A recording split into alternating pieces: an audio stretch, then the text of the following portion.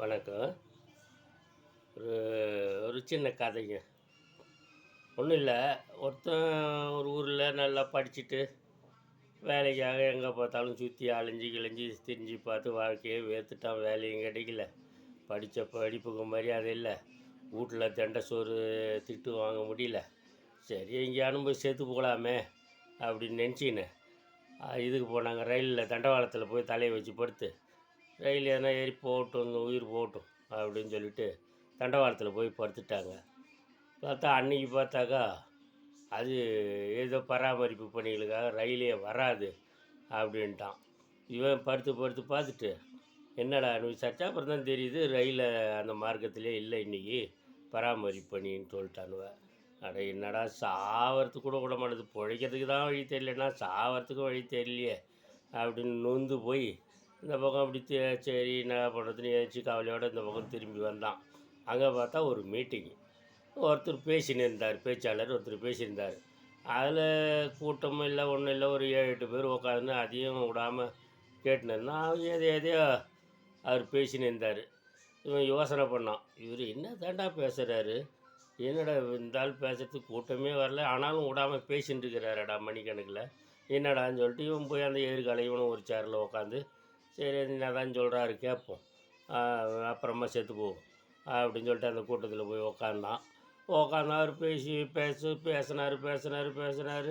எங்கேயோ கொண்டு வந்து போய் கதையை சுற்றி வலிச்சுது. அதை இப்போ நான் பேசுகிற மாதிரி ஏதோ ஒரு கதையெல்லாம் சொல்லிக்கின்னு அப்படி வந்தார்.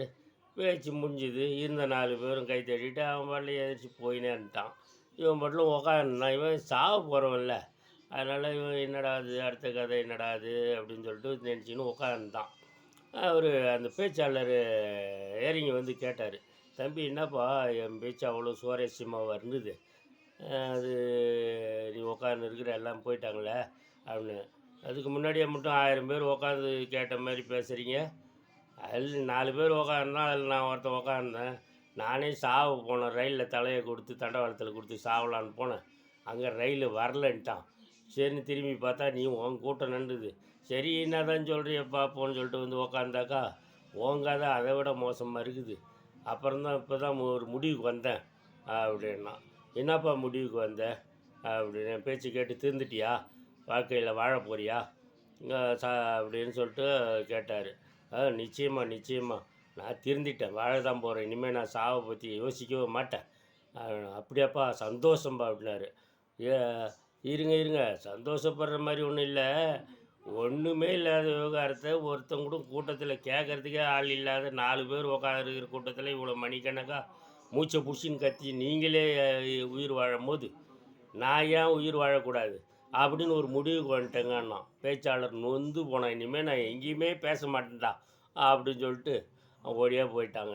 அந்த மாதிரி தான் ஒரு பொம்பளை இருந்தாள். அவள் எந்த நேரம் பார்த்தாலும் ஆஃபீஸில் வேலை செஞ்சாள். அவளுக்கு கொஞ்சம் கடுமையான வேலை வச்சு டெலிகாலர் மாதிரி கடுமையான வேலை. எந்த நேரம் பார்த்தாலும் அவளுக்கும் அப்படி தான், இந்த நொந்து நூலாக போய் சேர்த்து போகலாமா அப்படின்னு யோசிப்பா அவளும். அந்த மாதிரி யோசிக்கும் போதெல்லாம் என்ன பண்ணுவாள், அந்த பர்ஸு ஒன்று எடுத்து பார்த்துட்டு மூடி வச்சுருவாள். சரி. அப்புறம் பக்கத்தில் இருக்கிற ஒரு தோழி வந்து கேட்டாள், ஏன்டி ரொம்ப சிரமப்படும் போதெல்லாம் கஷ்டப்படும் போதெல்லாம் மூஞ்சி சோர்ந்து போகுது, கண்ணெல்லாம் கலங்கி போகுது, அந்த மாதிரி நேரத்தில் ஏதோ பர்ஸை எடுத்து பார்த்து ஆறுதல் அடைஞ்சிக்கிறியே, அது என்ன ரகசியம், அது எனக்கும் சொன்னால் நானும் அது மாதிரி ஃபாலோ பண்ணுவோம்ல, எனக்கும் கஷ்டமாக தானே இருக்குது, ஆனால் நீ அந்த ஃபோட்டோவை பார்த்ததும் டக்குன்னு அப்படியே மூஞ்சி பிரகாசமாக ஆகி போய் சரின்னு சொல்லிட்டு வேலையை பார்க்குறிய, எனக்கும் அந்த ரகசியத்தை சொல்லிக்கூட அப்படின்னு கேட்டால். ஒன்றும் இல்லடி, எங்கள் வீட்டுக்காரன் படத்தை தான் வச்சுக்கிறேன், உதவாக்காரையை கட்டிக்கின்னு மணால் உயிர் வாழறான், அவனும் உயிர் வாழறானே, நம்ம உழைப்பு வச்சு உறிஞ்சி சாப்பிட்டுக்கிறானே, அவனாலும் காப்பாற்றுறதுக்குனாலும் இந்த கஷ்டத்தை ஏற்றுக்குவோமேன்ற மாதிரி மனசில் ஒரு ஆறுதல் வரும். அந்த ஆறுதலில் சரி அது அடுத்த கட்டத்துக்கு போயிடுவேன். இதான் ரகசியம், வேறு ஒன்றும் இல்லை. அடிப்பாவி, இதுதானா ரகசியம், சரி நானும் அது மாதிரி வச்சுக்கிறேன்டின்னு சொல்லிட்டு அவள் போனாலாம். எப்படி இருக்குது பாருங்கள் கதை. அதாவது கஷ்டம் வந்தால் கூட அந்த கஷ்டத்தில் எப்படிலாம் மாறுதல் வருது, அதில் ஒரு வாழறதுக்கு வழியும் ஒரு சந்தோஷமும் ஒரு ஜாலி சிரிப்பும் கிடைக்குது பாருங்கள். எது எடுத்தாலும் நகைச்சுவைன்னு எடுத்துக்கிட்டிங்கன்னா நகைச்சுவை தான், இல்லை கஷ்டம்னு எடுத்துக்கினா அது கஷ்டம்தான் வாழ்க்கையில். ஏன் நம்ம எல்லாத்தையும் நகைச்சுவை எடுத்துக்கின்னு ஜாலியாக வாழ்க்கையை வாழ்வோமே, சரியா?